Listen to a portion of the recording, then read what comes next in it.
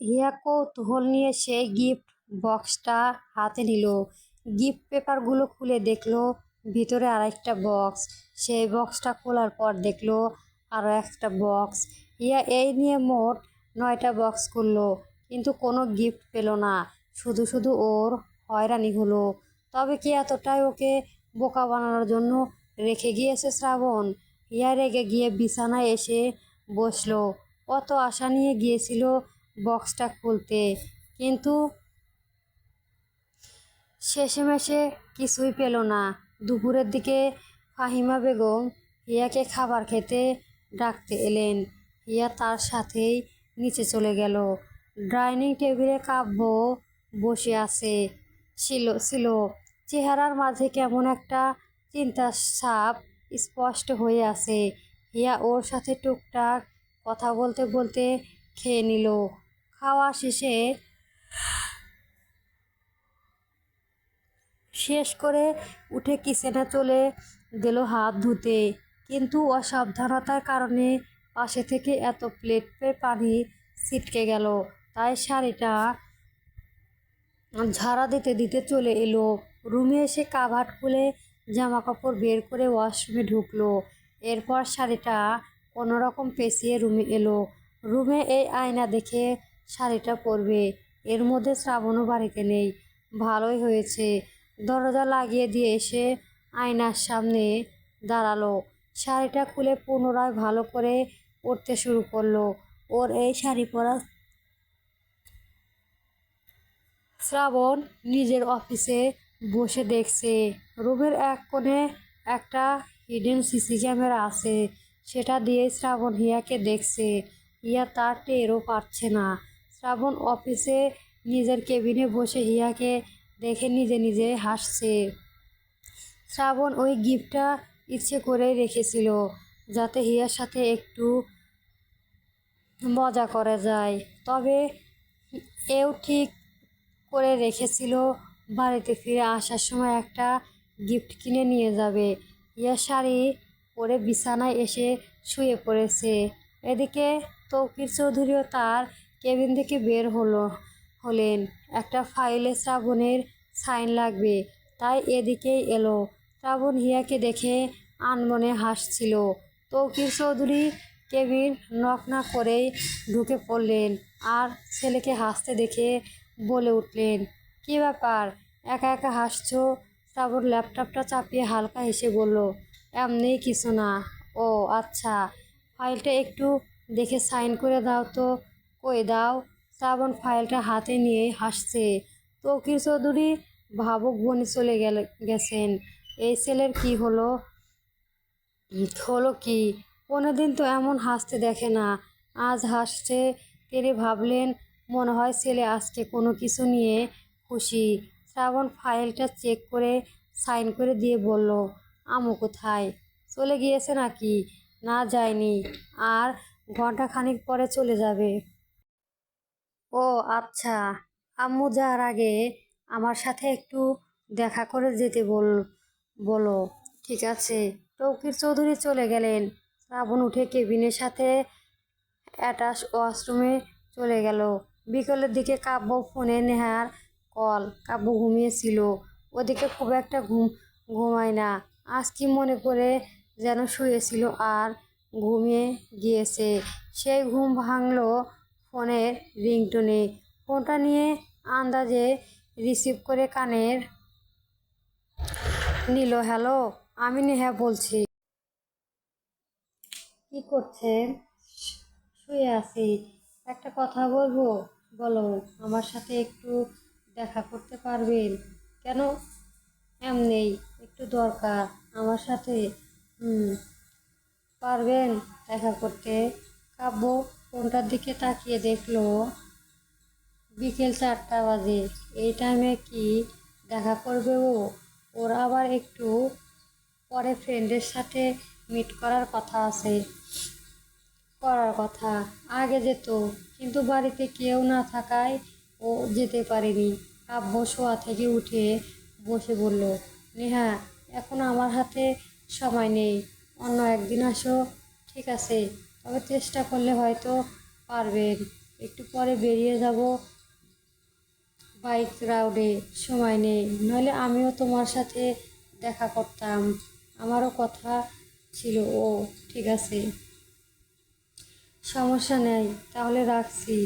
কাব্য মুহূর্তে নেহার ফোন কেটে দিয়ে তার আম্মুর নাম্বারে কল দিল, এই দেখতে যে তার আম্মু এসেছে নাকি। সাবিয়া চৌধুরী বাড়িতেই। তিনি কলটা রিসিভ করলেন। বলো কাব্য বলল, হ্যালো আম্মু, কোথায় তুমি? বাড়িতে। তুমি? রুমে আছি। তুমি এসেছো নাকি তাই জানতে কল দিলাম। একটু বেরোবো। ও গিয়েছি এসে গিয়েছি। তুমি বেরোতে পারো এখন। ঠিক আছে। কাব্য ফ্রেশ হয়ে রেডি হয়ে বের হলো। ড্রয়িং রুমে তার আম্মুর সাথে কথা বলে বাহিরে চলে গেল। গ্যারেজ থেকে নিজের বাইকটা নিয়ে ছুটে চলল বন্ধুদের কাছে। অনেক দিন হয় এই বাইক নিয়ে বের হয় না। সাথে বন্ধুরাও আজকে জোরাজুরি করছিল, তাই আর থাকতে পারল না। সন্ধ্যার পরে শ্রাবণ ফিরে এলো। রুমে এসে হিয়াকে পেল না। ডাইনিং রুমে দেখতে পায়নি, তাই ব্যালকনিতে ওকে দিল। ইয়া সেখানে বসে বই পড়ছে। শ্রাবণ পেছন থেকে ইয়ার চোখ ধরল।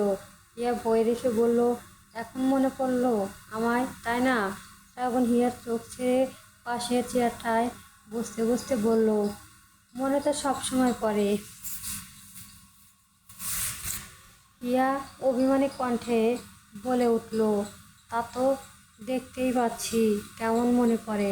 শ্রাবণ হেসে বলল, তো কি দেখতে পেল? কিছু না। শ্রাবণ একটা গিফট বক্স সামনে এনে ধরল। ইয়ার মুখ ফিরিয়ে বলল, লাগবে না কোনো গিফট।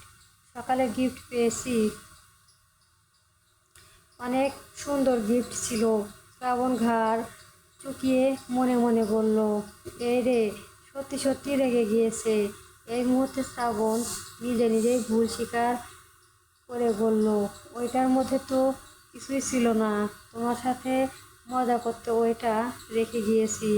এটা সত্যি গিফট আছে।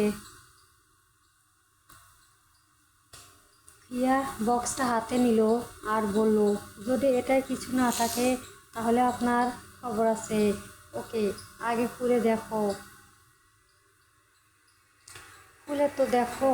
শ্রাবণ উঠে রুমে চলে এলো। ফর্মাল ড্রেস খুলে চলে গেল শাওয়ার নিতে। রাতে খাবার খেতে ডাকতে এলো ফাহিমা বেগম। শ্রাবণ আর হিয়া রুম থেকে বেরিয়ে গেল। ড্রয়িং রুমে অলরেডি তৌফিক চৌধুরী আর সাবিয়া চৌধুরী বসেছিলেন। সেখানে কাব্য ছিল না। সে বিকেলে বেরিয়েছে। এখন রাত প্রায় 8:30। শ্রাবণ টেবিলে বসতে বসতে বলল, কাব্য আসেনি, কোথায় গিয়েছে?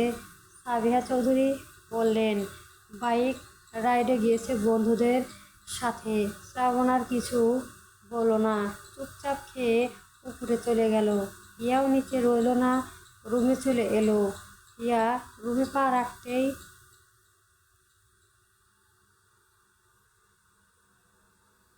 শ্রাবণ ওর হাত ধরে হ্যাঁচকা টান দিয়ে নিজের কাছে টেনে নিল। ইয়া দরজার দিকে তাকিয়ে পড়ল, ছাড়ুন, দরজা খোলা আছে। থাকো, দরজার জায়গা থাকবে, এটাই স্বাভাবিক নয় কি? আপনার সাথে কথাই পারা যাবে না। এটাই তো শ্রাবণ চৌধুরী। শ্রাবণের হুট করে চোখ গেল হিয়ার হাতের দিকে। হাত দুটো সামনে এলে বলল, তোমার নখ এত বড় বড় কেন? ইয়া হাত ছাড়িয়ে নিয়ে বলল, কই বড় বড়, ঠিকই তো আছে।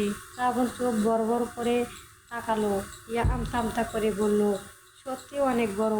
তাহলে কি করব? শ্রাবণ নেইল কাটা এগিয়ে দিয়ে কঠিন গলায় বলল, কাটো এখনই। হুম, এখনই বলছি, কালকে কাটবো নি, এখনই। ইয়া নেইল কাটার নিয়ে নখ কাটতে লাগলো। কত শখ করে বানিয়েছিল, আর সেগুলো এক নিমিষেই কেটে ফেলতে হচ্ছে। তারপর বিছানায় বসতে বসতে গা ছাড়া ভাব নিয়ে বলল, যাক, ভালোই হলো, আজ থেকে আর কোনো ঝামেলা থাকবে না।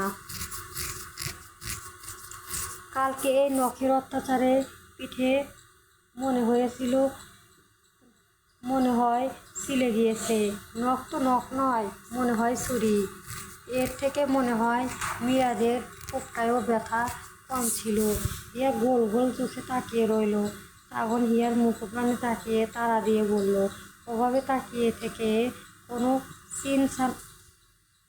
সিনসিনারি নেই, ঝটপট কেটে ফেলো। হিয়া নখ কাটা শেষ করে ওয়াশরুমে গেল হাত ধুতে। এই সময় শ্রাবণের ফোন বেজে উঠল। আননোন নাম্বার থেকে কল এসেছে।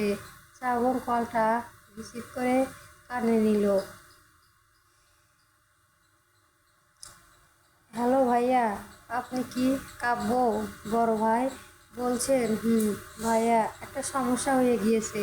কী সমস্যা? কাব্য তো আমাদের সাথে বাইক রাইডে বের হয়েছিল, তো রেস শেষ হবার পরে একটু ড্রিঙ্কস করে, এরপর আবার বাইক চালিয়ে আমাদের সাথে ফিরতে গিয়ে পড়ে যায় রাস্তায়। এই খবরটা আঙ্কেল আন্টিকে দিলে টেনশন করবে বলে আপনাকে বললাম। শ্রাবণ গম্ভীর গলায় বলল, কোন হসপিটালে আছে ও?